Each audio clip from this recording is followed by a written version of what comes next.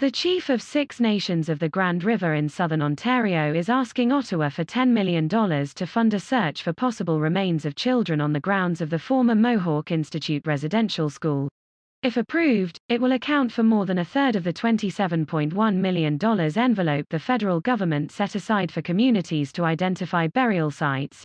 Chief Mark Hill said it's a substantial, but necessary request to conduct a full investigation. It's really for justice, Chief Mark Hill told CBC News.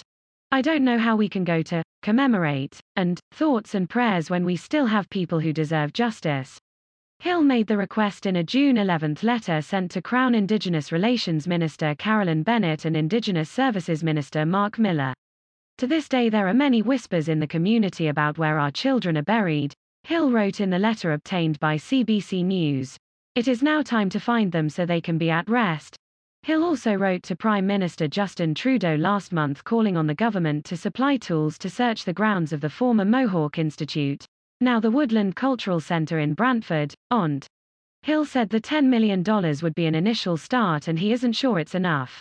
The Muttock Conservatory, Edmonton's downtown escape, is springing back to life. Montreal should have a good summer. Public Health Director Dr. Mylene Drouin. Athletes back on Calgary Olympic oval ice for first time in more than a year. Feds say they'll complete vaccine deliveries to territories this week. 200 Manitobans with intellectual disabilities, sensory issues still waiting for COVID-19 vaccine. Bear rummages through family's SUV in Coquitlamway are in a dire situation. Dr. Jazz Atwell urges COVID-19 protesters to take action virtually, not in person. The numbered treaties.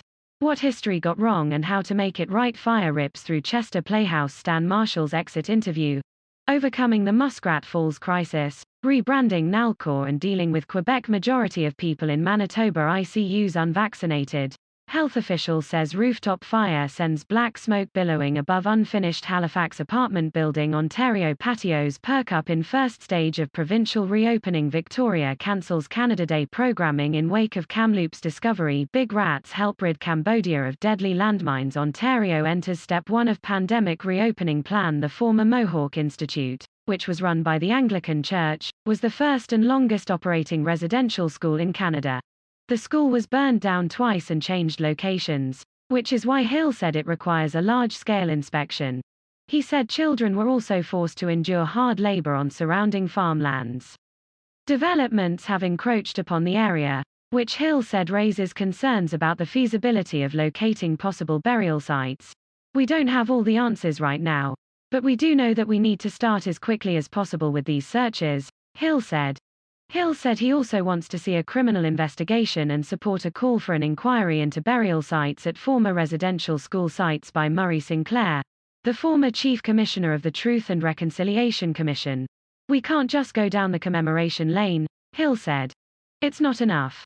Hill said he wasn't part of consultations with the federal government before the $27.1 million fund was announced last week for residential school site searches, and hasn't had any direct conversations with Ottawa about how to access funding. He said it was challenging for the community to wrap its mind around the amount of work and dollar figure that would be required. Hill said the money would be used to conduct inspections and provide support to survivors. Chief and Council of Six Nations of the Grand River are awaiting a response from Crown-Indigenous Relations Minister Carolyn Bennett and Indigenous Services Minister Mark Miller. Bennett said Thursday the federal government is distributing funding for burial ground searches on an urgent basis. We are actively reaching out to Indigenous communities to work with him, Bennett said. Communities know what they need and our government will be there to support their way forward. The money is meant to help Indigenous communities develop plans, conduct research and gather information to identify burial sites, commemorate and return remains home. Hill said he would have liked to have seen the money yesterday. We talk about reconciliation in this country and, in fact, I'm getting sick of that word because I don't know what it means at this point.